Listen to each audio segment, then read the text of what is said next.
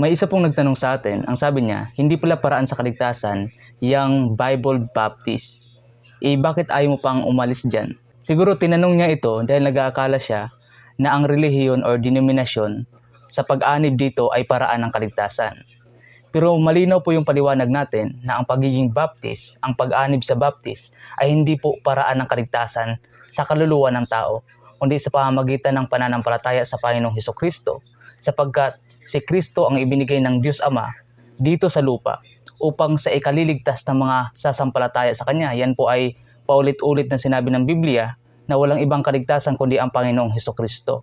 Sa Kanya po tayo aasa, sa Kanyang nagawa sa krus nung siya ay naipako, nailibing at nabuhay muli sa ikatlong araw para tubusin ang ating kasalanan.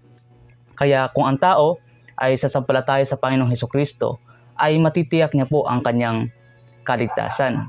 Ngayon, bakit hindi ako aalis sa pananampalatayang Baptist?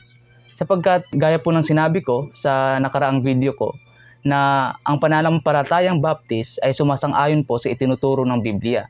At dito ko po natiyak ang kaligtasan, na maaari palang matiyak ngayon pa lang ang kaligtasan natin mula sa kapahamakan ng impyerno, at makakasama natin ang Panginoon balang araw kapag tayo ay biniwian na ng buhay dito sa lupa. At gaya rin po sa nakaraang sinabi ko sa mga nakaraang video, na ang pagiging Baptist ay hindi lang ito isang denominasyon, kundi ito ay isang authority mula sa Diyos at isang identity ng ating mga ninuno sa pananampalataya na nakikipaglaban para maipakalat ang ebanghelyo sa kaligtasan ng mga taong wala pang katiyakan ng kanilang kaligtasan. Kung aalis ako sa pananampalatayang Baptist, saan ako pupunta?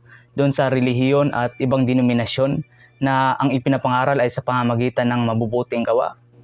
Ang Biblia nagtuturo na ang kaligtasan ay sa biyaya ng Diyos sa pamamagitan ng Panginoong Hesukristo.